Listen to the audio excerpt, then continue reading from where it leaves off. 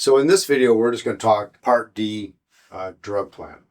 Now, every state is different, so I'm not going to speak specifically to a state, but in choosing a drug plan, the variables that we have to take in consideration are these 5 here. One, where's your zip code and the county that you reside in? Because every zip code or county and state has a different number of plan offerings. The county in which we live in, here in Michigan, there's 13 plans to choose from. They're not all the same. Cost varies from plan to plan, and certainly formularies can vary as well.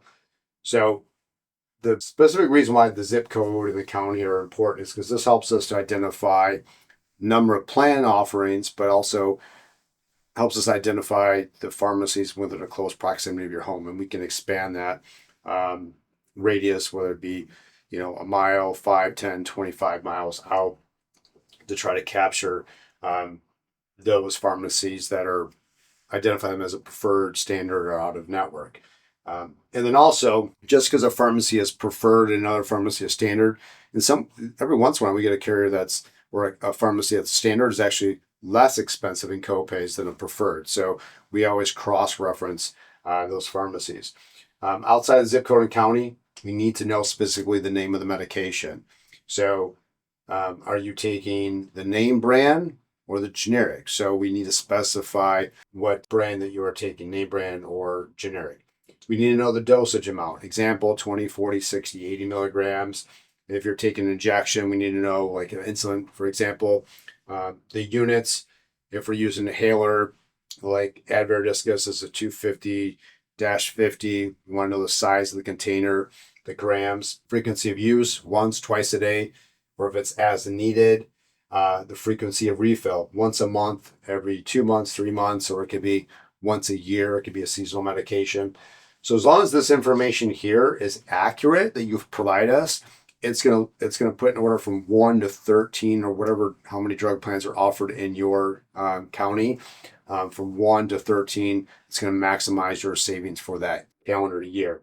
And those plans do change over January 1st every single year. So it's important that you have your drug plan reviewed to make certain that going into the new calendar year, the plan you have is still what's suggested.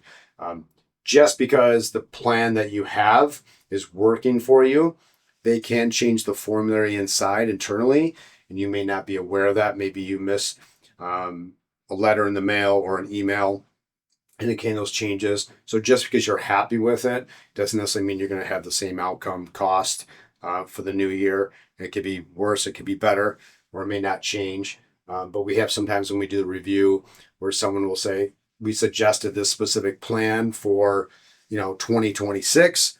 And they're like, okay, this is great. And then they just all of a sudden they go to the pharmacy and they're like, my copays are higher. We're like, well, we suggested it because it's the cheapest the plans are offered for that year. It doesn't necessarily mean that it's cheaper than what you were paying before. So it's just what's best for you from a cost standpoint for the plans for the new year. 2026, the max that you would pay in copays is $2,100. So once you've reached this threshold, everything is covered 100%. Now, some plans have a deductible. Now, the highest deductible for 2026 is $615. This deductible only applies to tier 3 or tier 4 medications. So if you're tier 1 or tier 2, your medication will be covered 100%, or you may have a minimal copay. But if it's a tier 3, tier 4, you'd be required to meet this deductible first.